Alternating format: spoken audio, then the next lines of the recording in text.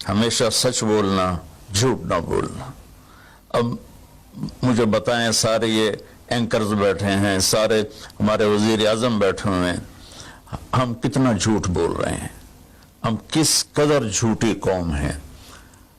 ہم اس جھوٹ کے ساتھ اللہ کی بارگاہ میں کوئی مقام نہیں لے سکتے۔ تو میرے نبی نے پہلی بات فرمائی صدق حدیثاً، سچ بولنا۔ دوسری بات فرمایا حفظ دیس کی بیٹیوں کو کون نچا رہا ہے، ان کے کپڑے لباس مختصر کون کروا رہا ہے؟ یہ کس کے گردن میں یہ گناہ ڈالوں؟ میں مجرم ہوں، میں نے اپنی قوم کو نہیں سمجھایا، میں اللہ سے معافی مانگتا ہوں۔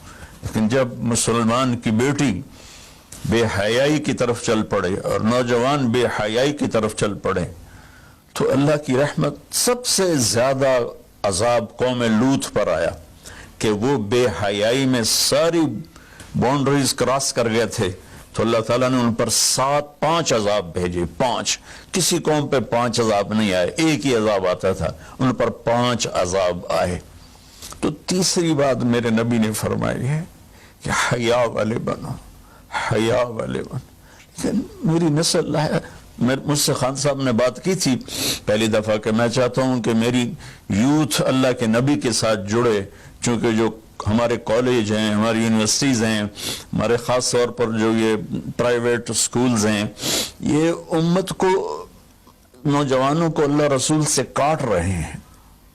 تو اللہ تعالیٰ یہ پہلا شخص ہے جس کے لیے میرے دل سے دعا نکلی جب اس نے کہا کہ میں نے آپ کو اس لیے بلایا ہے کہ میری قوم اپنے نبی کے ساتھ کیسے جڑ جائے۔ Oi, oi, oi, oi, oi.